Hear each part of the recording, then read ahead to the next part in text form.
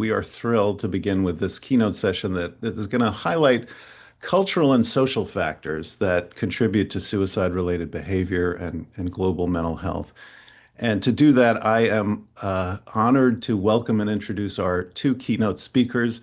It's a tough task to try to summarize their stories or introduce them in a brief amount of time, but I will give it a shot. Dr. Jim Yong Kim is a physician and anthropologist whose career has revolved around health, education, and improving the lives of the poor. He is an internationally known leader whose expertise has spanned the nonprofit organizations, global policy, academic medicine, higher education, and the private sector. He is a graduate of Brown University, earned his MD from Harvard Medical School and a PhD in anthropology from Harvard University. And in 1987, Dr. Kim co-founded Partners in Health, a nonprofit medical organization that now works in poor communities on 4 continents. He later served as chair of the Department of Global Health and Social Medicine at Harvard Medical School and director of the Francois Xavier Bagnoud Center for Health and Human Rights at the Harvard School of Public Health. And then from 2003 to 2005, he was director of the World Health Organization's HIV/AIDS department, leading the first ever global goal for AIDS treatment, which greatly expanded access to antiretroviral treatments in developing countries. He then went on to be the president of Dartmouth University, becoming the first Asian American to lead an Ivy League university.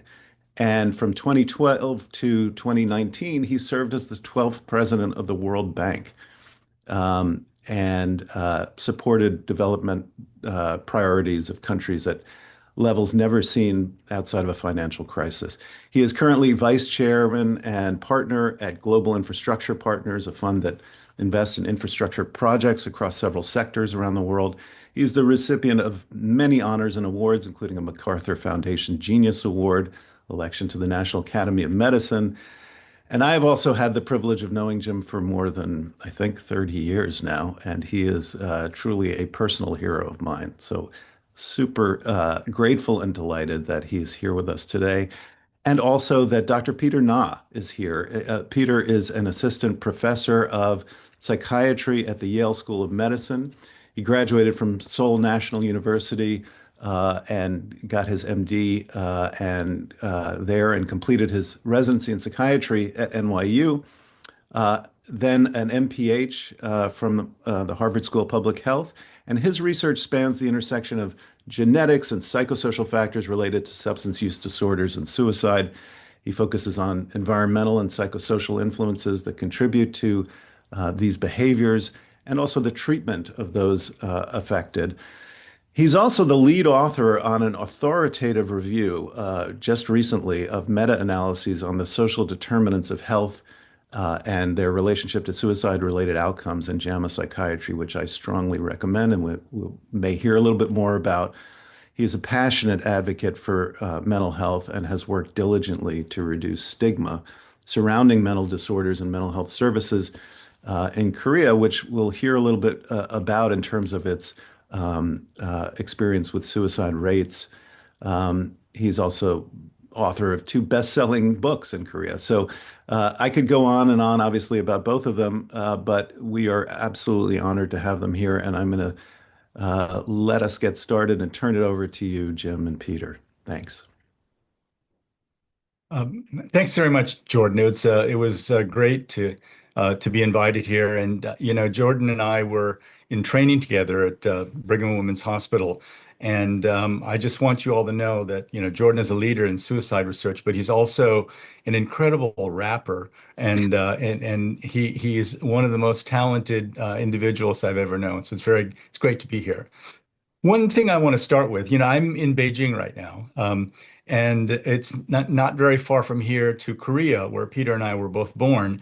And so in Korea, when you're when you're caught trying to teach somebody something that they know much more about, we say it's like teaching Chinese characters to Confucius.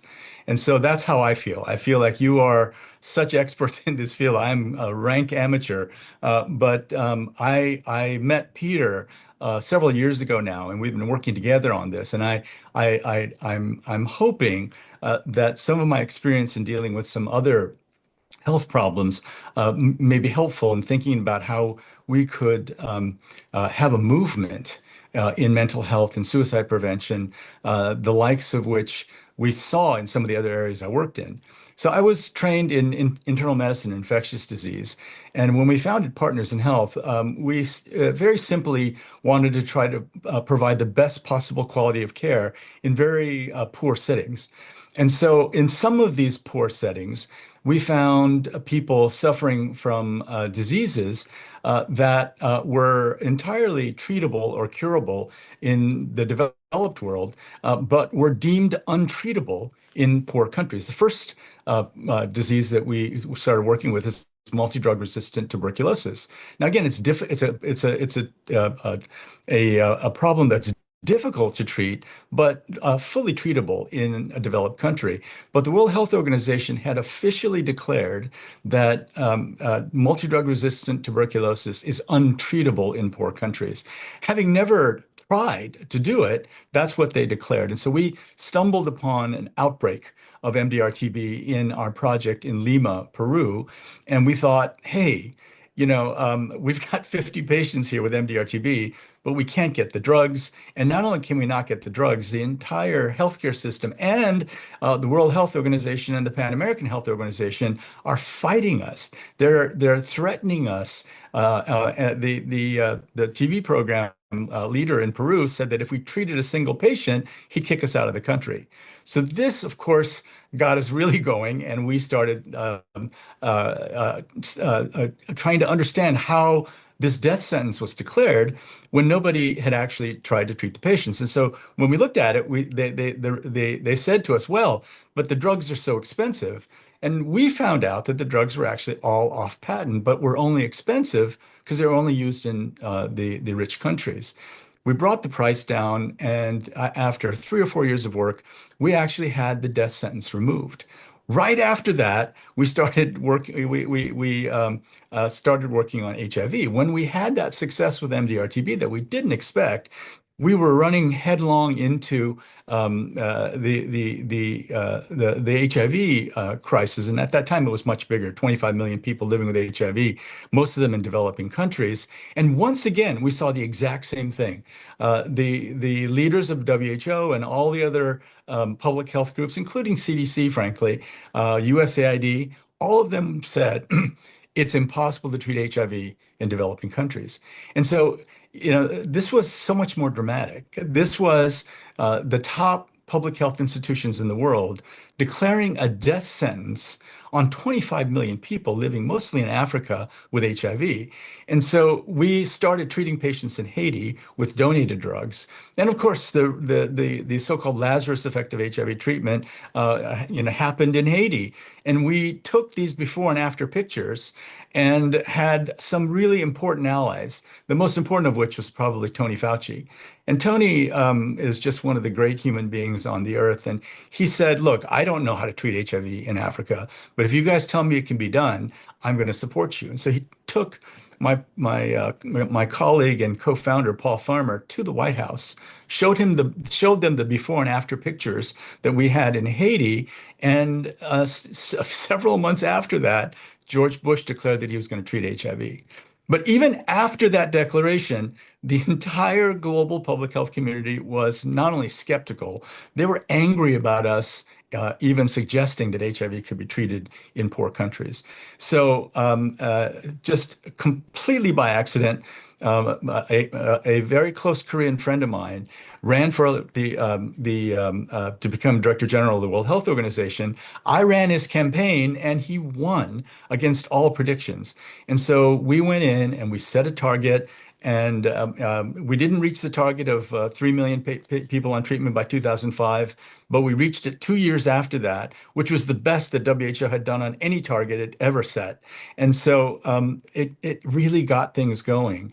And so from that experience, I then went on to do other things, run a university, run the World Bank, et cetera. But my passion has always been, can we take the things that people say are intractable, that are undoable, especially when they apply that only to poor people in poor countries, and actually make progress? This is when I met Peter, and it's also the same time that I was asked by the Korean president. Yes, it was the Korean president who foolishly declared martial law, but that president asked me to help him with some of the social issues.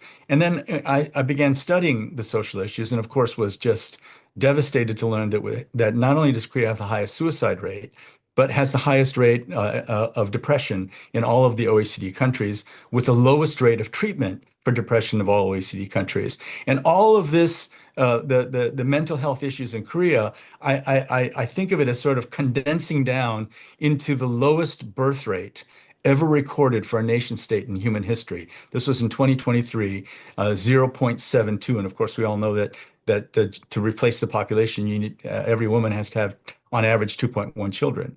So all of these things came together, and I reached out to Peter, and Peter thought I was like scamming him because it's actually true that people have tried to imitate me online and get things out of people. But finally, he answered me and taught me everything I know about the problem of suicide in Korea.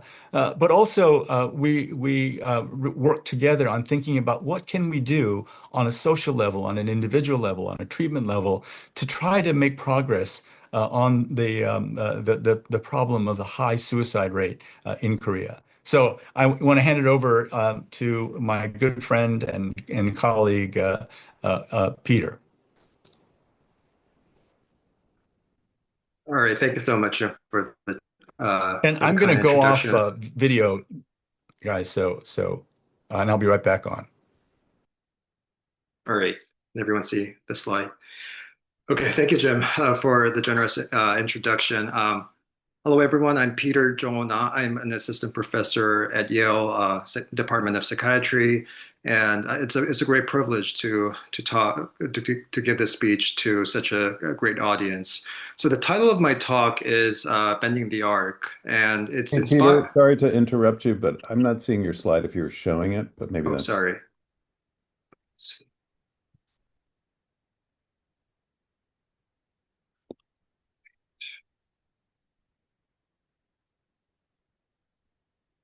Okay. great.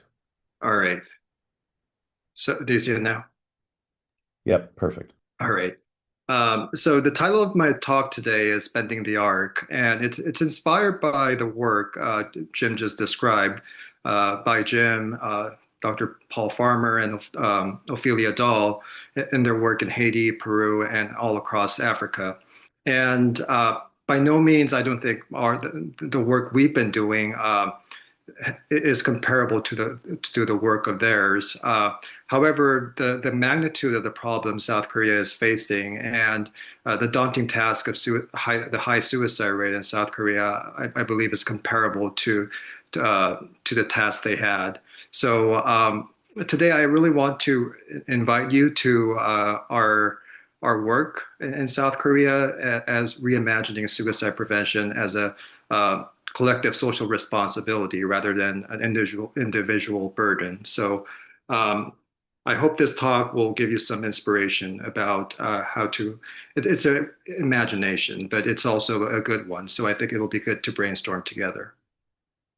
I do not have any conflicts. So, since many of you may not know me, I'll just briefly explain about my background and where I'm coming from. So, I was born in the US when my dad was here to study, and then went back to South Korea when I was 5, and then basically grew up there my whole life and received all my education there up to med school, came to the US for my psychiatry residency, and then stayed here on. So roughly, I lived about 40% of my life in the U.S. and 60% in South Korea. So I consider myself a hybrid in that sense. And I have also been privileged to serve both countries. I was a Korean augmentation to the United States Army. Every Korean man has to do a mandatory service, a 2-year mandatory service, and I had the privilege to work with the U.S. Army there. And I believe I developed my affection towards both countries during that crucial 2 years of experience. Whenever I talk about the suicide problem in South Korea, I always start by applauding their accomplishments. And it's not only because I'm going to talk bad about them, but it's also about because I feel pride in it and I'm very proud of what they've come through. You know, South Korea has risen from war and ashes to a global economy. And also, more recently, I believe the impact in culture is really just remarkable. And when I was growing up, I really never imagined BTS, a South Korean boy band, topping the Billboard charts, being invited to the White House, nor have I imagined Parasite winning the Oscars or Squid Game dominating Netflix, Blackpink filling up the Wembley. And more recently, if you're a parent, you really have to know this. K-pop Demon Hunters is really taking over the world. So with all that, I have great admiration towards the hardworking people in South Korea and what they really accomplished in a short amount of time. But with any success story, really, there's a dark side to it, right? So South Korean K-pop culture have also been harshly criticized for the high suicide rate among celebrities, more specifically K-pop stars. So Guar and Soli were two prominent K-pop idols, and they killed themselves, and later on really inspired my work as well. And also, there's been other suicides. Moonbin is another famous celebrity who killed himself, and more recently, Lee Sun-gyun, an actor in Parasite, killed himself. So whenever these news come up, Western media really criticizes K-pop culture or the Korean industry, entertainment industry in general, about their harsh culture and as a Korean growing up in South Korea and know the culture a little bit better, what I feel is that this is a mere reflection of what's going on in the society. So the Korean industry is really not an isolated island. It's just a reflection of what's going on in the larger society. So South Koreans have been having this suicide crisis for the last 2 decades, and the Western media is not a stranger to that. They've reported about it pretty extensively in major outlets. To just give you a brief description, the suicide rate in South Korea is 28.3 deaths per 100,000 persons in 2024. So that's roughly twice the rate of the US. And it's been the highest among OECD nations since 2003. So if you look at the chart, South Korea is up #1. There were a couple of years where Lithuania has had this highest suicide rate, but that they leveled their rate down. So it's not a generalization to say it's been the highest for the last 2 decades. There were more deaths from suicide than from COVID-19 between 2020 to 2022, so the period of the pandemic. Really, South Korea has also been lauded by their great response to COVID-19, so we have to factor that in. But if you think of it the other way around, so in a nation where they have the public health infrastructure and the administration to back that up, and also healthcare providers who could keep up with the challenge, why are they falling so behind in suicide becomes a question. South Koreans have always had the highest suicide rate among older adults, and that's been a huge driver to their high suicide rate. And however, more recently, it's also become the leading cause of death among individuals aged 10 to 39. So really spreading to all age ranges. This is a graph of the suicide rate of South Korea, and some people say really very, very cynically that South Koreans have always been depressed. We've been this way. It's in our genes. It really isn't. So if you look into the data in 1980, South Korea's suicide rate has been lower than the OECD average. However, it started really going up in the 1990s. And as you can see, in 1997, something happened. So really, it creeped up. And that it spiked up there and then went a little bit higher after the structural changes and then never went down a little bit, but never fully went down. So what happened in 1997 was there was the Asian financial crisis. So it really plunged the South Korea's rapidly growing economy into recession. But if you recall, South Korea has actually recovered pretty well in the early 2000s from the financial crisis. So it was not just the financial crisis itself, but some structural changes happened back there. So there may be a loss of social cohesion, the loss of security. There has also been more changes in the corporate culture. So a lot of factors really started there. So that's really when I started to develop, I'm also doing some research in genetics, but also, and I'm not denying the impact of other biological vulnerabilities to it. But this is when really I thought, there is some social drivers that's really contributing, at least in South Korea, this high suicide rate. I don't want to give a full background. I don't have time to give a full description of what's driving this high rate. But one thing I have to point out is the stigma associated with mental illness. So South Korea has the highest prevalence of depression among OECD countries. It really varies, but some report as high as 40%. But they have the third lowest antidepressant prescription rate among OECD member states. So there is a huge discrepancy between how many are suffering from how many are actually getting the help. And the biggest issue here, I thought, was South Korea has been ignoring this mental health crisis. So they've not been acknowledging it as a problem because of the stigma. Whenever I present these data, my colleagues, international colleagues, ask, so what is the government doing here? So the government, but not only just the government, but the media, the society have consistently really failed to respond with the appropriate urgency it requires.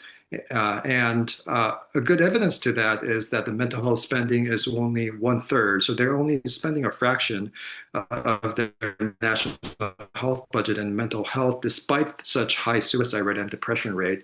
And to give you an idea, the average amount for OECD countries is 5%. The US is spending about 5.5%. And if you look at the suicide prevention budget, it's even smaller. So South Korea is spending less than 5% of what Japan is spending, and the population of South Korea is about 40% of Japan. So if you do the math, per capita, they're doing about 1/8. They're spending about 1/8 of what Japan is spending.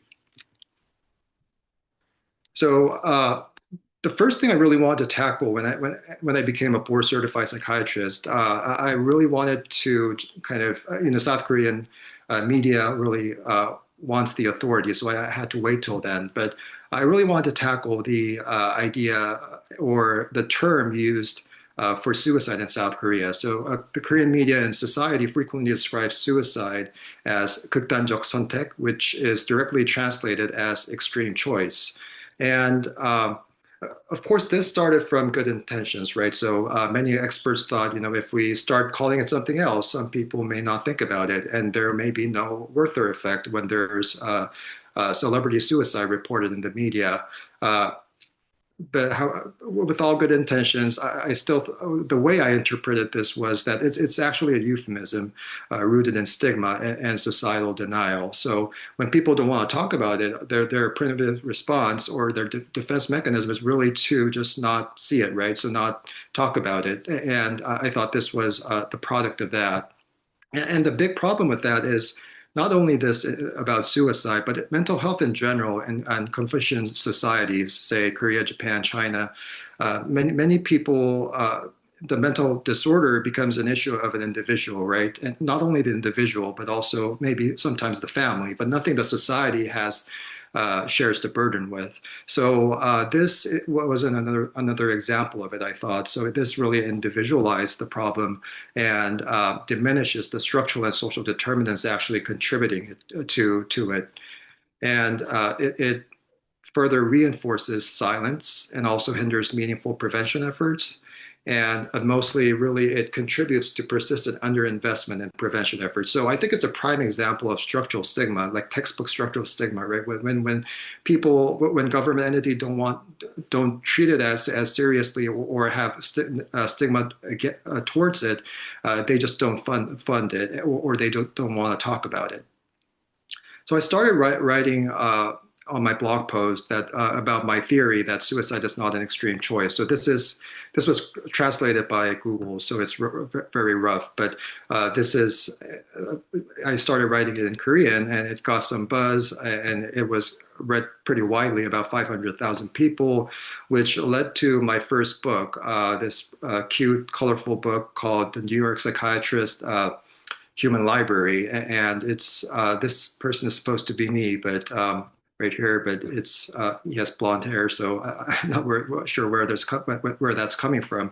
But it became a bestseller, and I had the privilege to have interviews with the top interviewers in South Korea. I went on to newspaper outlets, to radios, to gave TED Talk shows, and was eventually out on the most popular talk show in South Korea. And I think this really gave me more publicity. It's been viewed about 6 million times to this date. And it became a real catalyst to actually meet with Jim. So it became a pleasant surprise.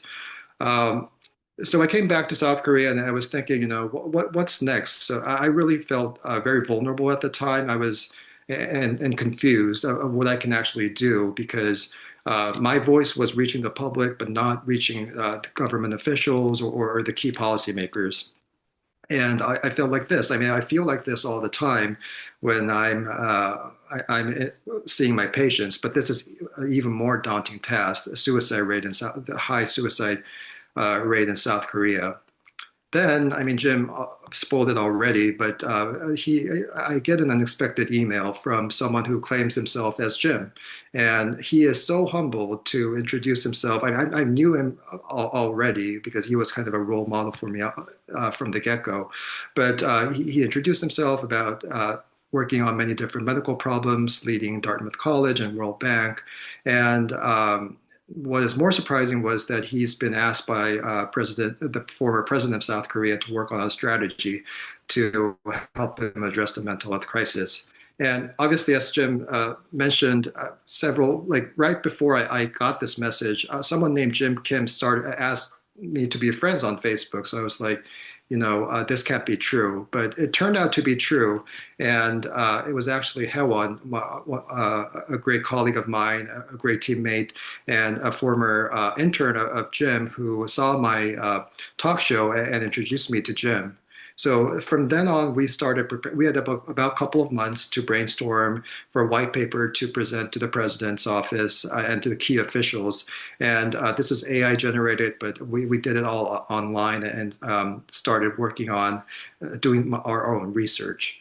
And I've always admired Japan's response to suicide. So now when we think about Japan, their suicide rate is still high compared to the US and other Western countries. So they're not one of the countries that we first think about when we think about a nation that curbed the suicide rate. However, if we look at their trajectory, it is pretty impressive. So in the 1980s, Japan was actually at first the country known for their high suicide rate. So their suicide rate was more than double the rate of South Korea. And but it kept on coming down a bit, went up again during the Asian financial crisis, and then it kind of plateaued. And if you look at only from 2007-8 to more recently, their suicide rate dropped by 40% in the last 2 decades. So, and it's because of a reason. So we wanted to learn from their success. And what we learned from that was that Japan was very in a similar state. So the suicide was really stigmatized. The suicide law survivors, as a result, were silenced, and they were very isolated. But they started their national petition on their own, and which led to so back then Japan needed more than 30,000 petitions for the National Assembly to respond to their petitions, and they acquired more than 100,000 petitions, which led to the passage of their first basic law on suicide countermeasures in 2006. And the prime minister back then, Abe Shinzo, declared that suicide is not an individual problem, but a social problem. And the vision they had was a society where no one is forced to die by suicide. And I know it sounds kind of radical when you say that, but from changing gears from viewing suicide as an individual problem more to a social responsibility, I think that was kind of what was required back then. So we finally met in South Korea, and I introduced Jim to the key suicide prevention activists and researchers in South Korea. And then now it was a real eye-opening experience. So now we had meetings available with key policymakers and national leaders because of Jim's social stature. So everyone really wanted to talk to Jim, get his advice. The president wanted his advice. So everything was really just kind of a dream for me. So we had consecutive meetings with the Minister of Health in South Korea, the president's office, and the key political leaders there. So our goal really was to frame Korea's high suicide rate as a societal failure, and that was Jim really conveying that message. And we wanted to draw lessons from Japan and try to show them that suicide is actually a social responsibility. And we advocated for budget increases comparable to Japan and peer nations with the goal to reduce the national suicide rate by 30% within 5 years. And we had really good success back then, and the president agreed to increase the fund by 20 folds back then. And I still remember the fist bump I had with Jim when we came out of the president's office all excited. And he started a presidential committee on mental health. But as Jim mentioned, if you're following close in international politics, he got impeached, and now we have a new president. So this committee fell through the cracks. However, we still had some small victories. So this is, again, roughly translated through Google, but there were guidelines replaced now. So they wanted the media to refrain from using the term extreme choice and follow the media guidelines by the WHO. We continued our work despite the president's ongoing political ruckus, and then Jim went on to all YouTubes, gave a TED Talk, and I backed him up. And we also gave talks to the scholars and also the public in South Korea as well. Haewon, our great team member and who linked us together, started her own. She and Jim started their nonprofit organization, Mind SOS, and they made the homepage. We wrote an open letter together and asked for petitions for that. It's still ongoing, and started doing some more advocacy work to really bring the people of Korea together to back us up. Jim also went to the National Assembly last year. This year we went together, and it was just a couple of months ago. We presented and gave the same message, what I'm giving to you right now. So the gist of the message we wanted to give to the public there was that suicide is not merely an individual's choice, but a public health issue that really reflects collective social responsibility. And not a direct response to this, but because of the hard work other experts have been doing for the past 2 decades, the new elected president, President Lee Jae-myung, actually declared the high suicide rate as a social disaster and mandated expanded funding and establishment of a central suicide prevention agency. So, with things going on, there's lots of other things going on, including the Hyundai raid. So we're not sure where this is going to end up, but we're optimistic, and we want to keep on supporting the path forward. Whenever I prepare my speech or talks, I really think about the audience. And this was actually the first time giving my giving a talk about my experience in South Korea. So I wanted to make it as relevant as possible to the audience, which I'm guessing are predominantly from the US. So I just want to brainstorm together, and this may be a provocative statement, but South Korea and the United States are among the few developed nations where suicide rates remain uncurbed. So, and my question to you and the panel, who actually are much more experienced than I am and much more accomplished than I am, is why have these two nations really struggled to reverse the trend? And how can lessons from South Korea and Japan, or more differently, the differences of responses between South Korea and Japan, inform the US? I want to end my talk with the zero-site suicide framework. I've learned from a Norwegian scholar when I was at the European Symposium for Suicide and Suicidal Behaviors last year in Rome. The Norwegian scholar shared the Norwegian government introducing a zero suicide vision, making a value-based statement that as a society, we have no one to lose to suicide. Suicide prevention is a joint responsibility for the society at large and the services. The zero vision is at the society level. This is very similar to what Japan has declared in the past. So I just want to end my talk with this. And thank you again for the great opportunity. I'd be happy to answer any questions. And I want to also give special thanks to our team of experts in South Korea, as well as Hewon, our fierce advocate of mental health in South Korea. Fantastic. Peter and Jim, thank you so much. That was extraordinary. What a story. You really sort of brought to life this incredible arc of change and the possibility of, as you began with, Jim, approaching what seem like intractable problems by persisting and not necessarily taking the skeptics as the authority. So I want to welcome people to put in some questions. We've gotten some in the Q&A, and we do have some time for discussion, and maybe I'll lead us off. It was so thought-provoking, and I have a few questions. One is, this core issue of treating the problem as a collective social responsibility seems so powerful. It resonates to some degree with some of the messaging that many of the suicide prevention organizations here have been having. That is, in some ways, an emphasis on connecting to other people, sharing your concerns or asking people about how they're doing. But that's still a little bit different, I think, from what you were describing as actually taking this on as the responsibility in a more, in a larger sphere.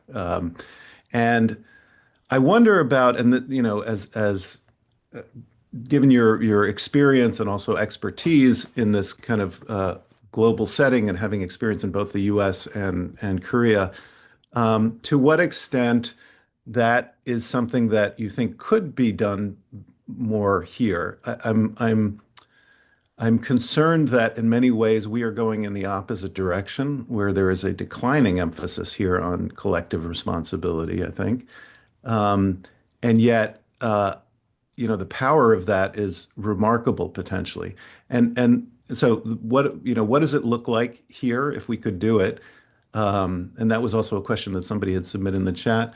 And do you think that there's anything culturally different that makes it more viable even in South Korea than in the United States? We often think of, or people talk about that perhaps Western cultures are more individual focused and, in so many different ways and less collectively focused. So is there some fundamental challenge that we would need to overcome to begin to think of it this way? I'll put that to both of you. Peter, you want to start? Go ahead. Oh, yeah.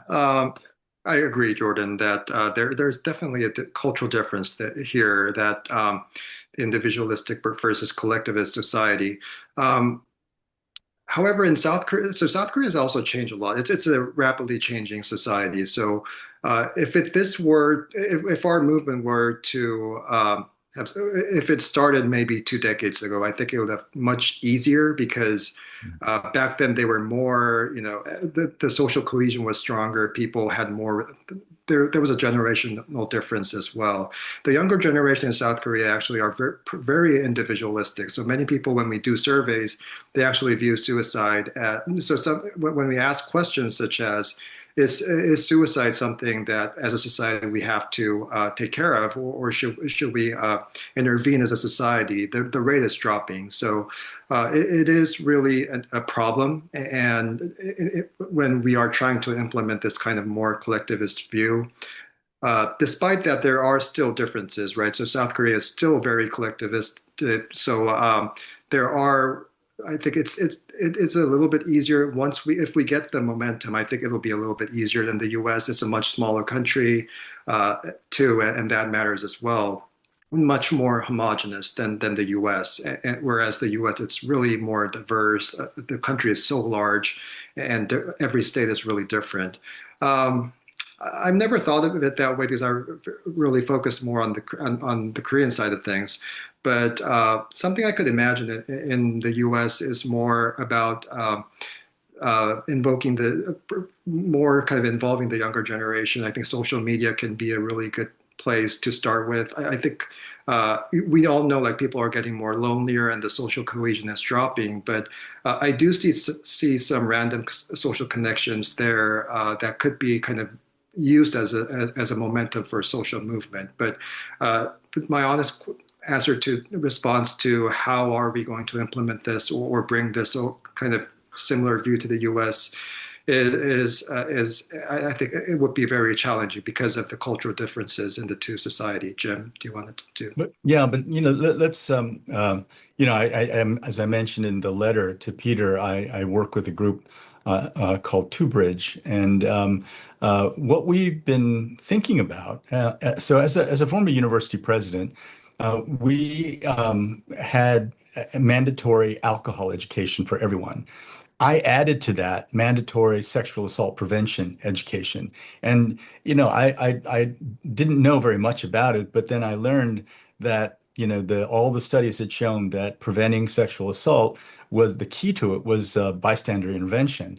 And so, there was a very innovative company that came and literally identified the sort of big people on campus and then started there and spread the teaching.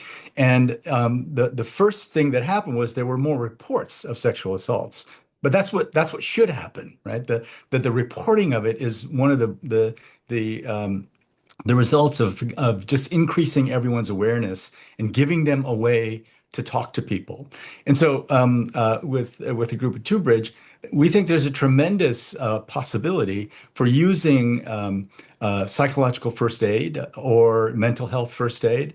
Literally teaching a tiny bit of cognitive behavioral therapy, and I can imagine. We're trying to find schools that will say, okay, we're going to require this for every incoming freshman. And my fantasy is that by teaching everyone, it's like CPR used to be cool, and people wanted to learn how to do CPR.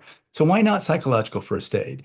And when I went through it myself, it's just so interesting. It's looking at people a little bit differently, knowing how to ask questions, knowing what not to say. Don't tell people it's going to be okay because they think that you lose all credibility. Really interesting insights. If everyone on campus had that training, would people start looking at each other differently? Would one of the questions they ask themselves be, hey, could he or she be in trouble? Now, in my time at Dartmouth, there were zero suicides. And in the 10 years before that, there were zero suicides. But a couple of years ago, there were 8 suicides in one year. Right. And, again, I'm, teaching Chinese characters to Confucius, but, there is a kind of epidemic element to this. And there was, the only thing that was offered was you can go on these meditation apps or, there are not anywhere near enough mental health specialists working on these campuses.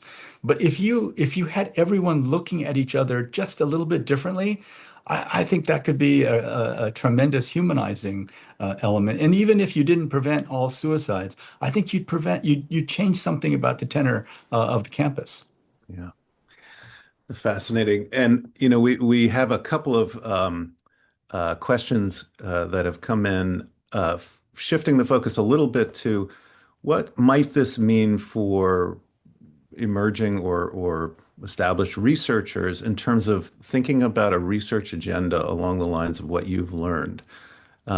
How do we think about you know advancing our knowledge and learning more and having data that would evaluate, maybe support some of the approaches that you're describing? Any thoughts about that? I know Well, that. for psychological first aid, it's such a I think it's really a wonderful thing, but it's only really been shown to be effective among first responders in disaster situations, right? And so, but I would love to, I'd love to see somebody do research on training a whole bunch of people, maybe an entire freshman class or something, and you would have to, I think, measure more than just suicide rate. You'd have to sort of, do attitude surveys. And I'm not a psychological psychiatric researcher, so I'm not sure what the right terms would be.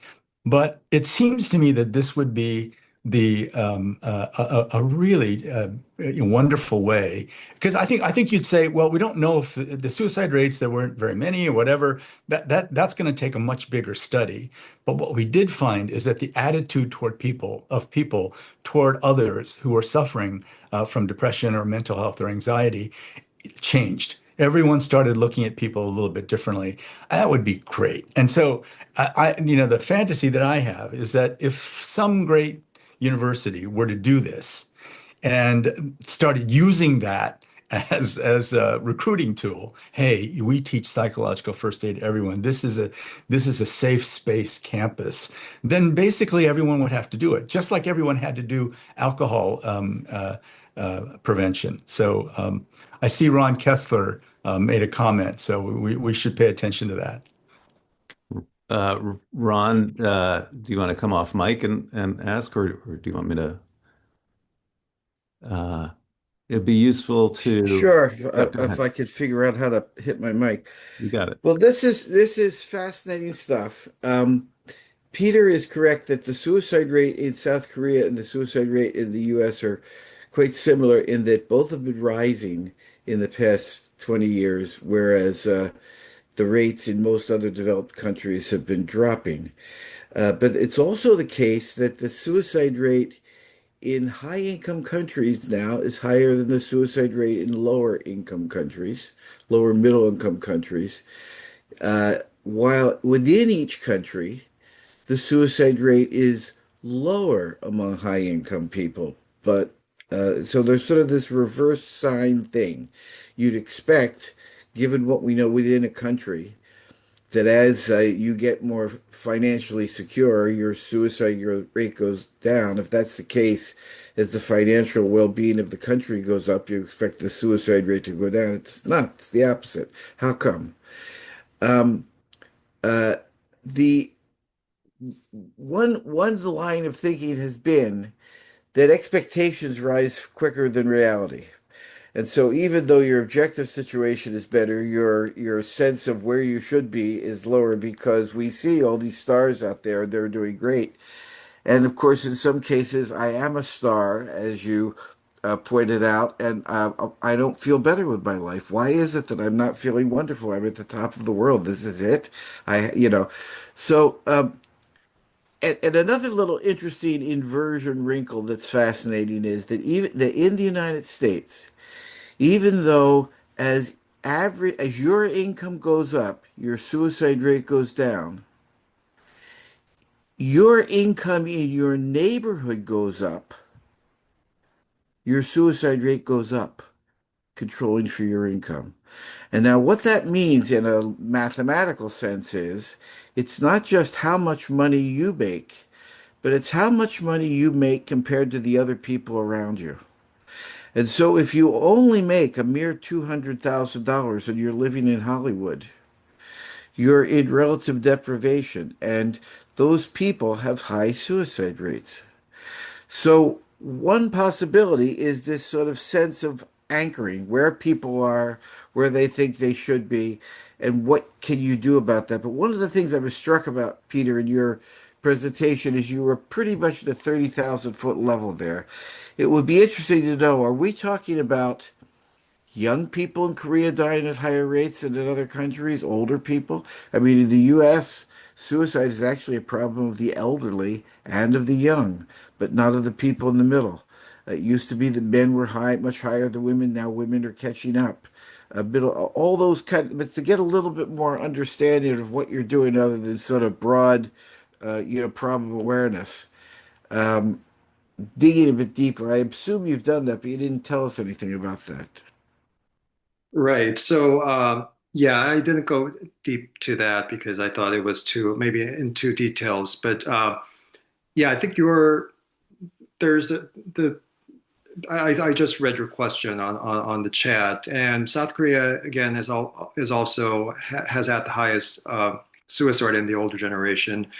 Their suicide rate was as high. So to give you a sense, people age 70 or older, their suicide rate has been at times more than 100 per 100,000 persons, which is staggeringly high, and it's come down a bit. And the biggest contributor to that it was social pensions to given to them, and also mean restrictions of pesticides in rural areas. So, and also there's the suicide rate obviously is a very deep conversation. Women's suicide rate is the highest among OECD countries. However, men's is second. So, but as we're all aware, the absolute rate is higher in men. So there's a lot of complexity there, and what contributes to that. Obviously, South Korea is there. There's more discrimination against women. There's a the ceiling is also the glass ceiling is also pretty sturdy there. So all that really contributes. So I can go on and on about the actual details of the suicide rate in different subpopulations. But I think based on your comment, and also was at your talk for the Social Determinants of Health Network with the LEAP, is that the comparison in South Korea is fierce. So it's this very small, homogenous society where you can directly compare yourself to anyone. So everyone is standardized. They have rankings for their universities from top 1 to top 10. And it's just a country that's very prone and vulnerable to comparisons of their social stature or their SES to others. So that's also it's a very insightful comment, and it's also very applicable to South Korea, where I think, and especially the younger generation with social media, it's so easier to compare and be miserable about yourself when you're looking at all these K-pop celebrities at your age just dominating the world. So Right. That does seem like a sort of a new version or an intensified version of comparison, if that's a driver. right. We've got that going full speed, basically, through There are but there are other data. I mean, there's just so many data. And when I give some of this data, it starts sounding crazy. And I'll give you one sort of observation at the end that raises the question in a different way. Korea also has the highest poverty rate for those over 65 in OECD, over 40%. And many people have said that this generation of over 65s is the first generation in Korea that went broke taking care of their parents and have been abandoned by their children. And not necessarily abandoned because the children are, cruel or whatever, but because there's no jobs. And it's very difficult to get a job right now in Korea, especially with a salary that will let you, live in one of the cities where it's most desirable. So not only that, there's the highest rate of plastic surgery in the world, right? And the current crisis in Korea over the number of doctors, part of it is because such a huge percentage of medical students go into plastic surgery, right? The rate of plastic surgery among women, I don't want to misstate, Peter, but many people say it's over 50% who have plastic surgery, right? And the amount of money spent on luxury goods is the highest in the world, about $350 per person per year. So all of these things are kind of congealed together. And so the thing at the end that I wanted to give is the two colleagues, friends, people I know, Doron Acemoglu and Simon Johnson, Nobel Prize winning economists at MIT, have stated that there may be something about societies that go from extreme poverty, which Korea was in extreme poverty in the 1960s, to completely developed, that something happens in those societies. It took 7 generations for the US to go from agrarian to developed. It took most of Europe 7 generations, but in Korea it was 2.5. And in China, it was 1.5, right? And China may be buffered because they have a government that can just take action, and they have been taking action on a number of issues, from low birth rate to suicide. But there may be something in the rapid social change that actually contributes to this, and the high poverty rate in Korea is just unthinkable. In 1970, the percentage of people that lived in a single person household was less than 5% in Korea. And now it's over 40%, right? So lots of things have changed at the same time. And I don't, lots of, there's so much to admire about what happened in Korea. But the highest poverty rate among adults, the highest rate of plastic surgery, highest rate of suicide, these are things that what Peter and I are trying to do is just force the conversation on the Korean people in an honest way, right? And I have high hopes. I'll be meeting the new president soon, and we have high hopes that he will really push this agenda. And if we can start that conversation like they did in Japan, we really could have an impact, I think. Yeah. Well, it's just extraordinary to hear this story and the work you've done. And I'll just say that so many of the comments and questions that have come in start with, thank you for this amazing work and wonderful presentation. One of the comments or questions that came in, and maybe Peter, this is for you in your work both as a clinician and in the kind of work you were just describing, is I'm wondering about people with multiple cultural backgrounds, e.g., Korean Americans, and how differing societal views on suicide may affect them, and how might recognizing these differences help society develop more culturally sensitive and responsible approaches to suicide prevention. Can you talk about the cultural sensitivity in the clinical setting a little bit? Yeah, so there is really direct data to compare, but I've been conducting a review on Korean American suicide rate as well, and it seems that it's about more than 1.5 times higher than the general population. So there is definitely a cultural background to this. Obviously, we all know that how the culture views suicide is important, right? If someone is raised in a country where suicide is glorified, or if there is some sort of I would say rationalization of the suicide and giving them more. English is not my first language. I'm blanking on words, but in a culture where in such culture, I've heard that I've learned that suicide rate can be higher. So I think we really have to take into account, especially in a country like US, where people are grown up, everyone has grown up differently.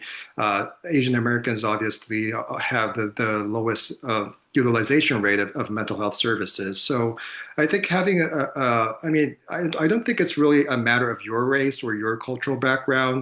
It's more of your enthusiasm to learn about these cultures. And the honest truth is that there aren't much data of minority mental health in the US. And I've been doing some Korean American research, but I'm also not guilty of not doing more work on that topic because of many different reasons.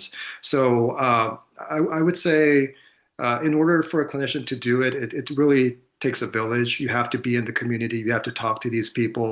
And in usual like tertiary hospitals or academic settings we're working at, or not even academic clinics, but in general, the patient population can be less diverse. So for me, I think it's really learning about the community, doing your own literature research, because every population, every minority population is different. And that curiosity and openness to learn, the Yeah. humility, I think, is what you were mentioning. Mhm. Another question had come in about uh, another potential sphere for sort of communal or collective uh, um, feeling, and that is sort of spiritual or religious uh, um, communities or religious influences. A, is that a factor in Korea? And B, do you think that's uh, how do you think that might fit into this formulation about social or collective responsibility? Yeah, so I think it serves both ways. So South Korea has a huge Christian population, but so which offers a large variety of social supports we could give potentially, but the fact is that suicide has been so stigmatized in religious settings. So in the past, many pastors won't give sermons to people who died by suicide. So Yeah. one of the key persons I introduced to Jim was actually a pastor himself who's been paving the way to actually combat that suicide. So it changed a lot. So we're moving slowly, but South Koreans are very compassionate people. There's a concept called Jong, which is can be translated to intimacy or something like a collective, more cohesion, like a glue for each other. So I think once the tip turn, like, when we reach a tipping point, I think there could be drastical changes because we have such a large, obviously religiosity is fading in every country and in Korea too for the younger generation. Mm. But we do have an armory of churches, Catholic churches, temples that could actually be served as a source of social support to these people. But Mm. there has to be the dissolution of stigma before that. One of the questions I was looking at the chat was, does any of this have to do with optimism? And I'll never forget Peter sent Helen and I a note, with the latest data on suicide going up in a particular group, and he just wrote, young people in Korea have lost hope. Right. And so I think that's real. And I think it's also very much reflected in the low birth rate. Right. So Korea last year was as far as according to the Wall Street Journal, as far as anyone knows, Korea was the first country in the world to ever sell more pet strollers than baby strollers. Right. And there's a kind of sort of giving up in a way, right? Of I'm never going to meet these standards. And in Korean American cultures, there's this intense focus on getting into an Ivy League school, and the great author Min Jin Lee is writing a book right now on this, and she wrote this wonderful book Pachinko, which was turned into a television series, and Min Jin really feels that there is an intensity that comes from Korean culture that creates this expectation that just if you just look at the numbers, not everyone's going to get into an Ivy League school, and is everyone a failure who doesn't get there? So I would say when I went to Korea in the 1980s to do my dissertation research, there was a sense of togetherness. There was a sense that, we're trying to get there, or we're all striving together. And then there was the 1988 Olympics, which was right at the end of my research period. And right at that time, there was sort of this effervescent feeling about the future of Korea, right? And that was when the suicide rate was half of Japan's suicide rate. And then lots of things have happened. And, I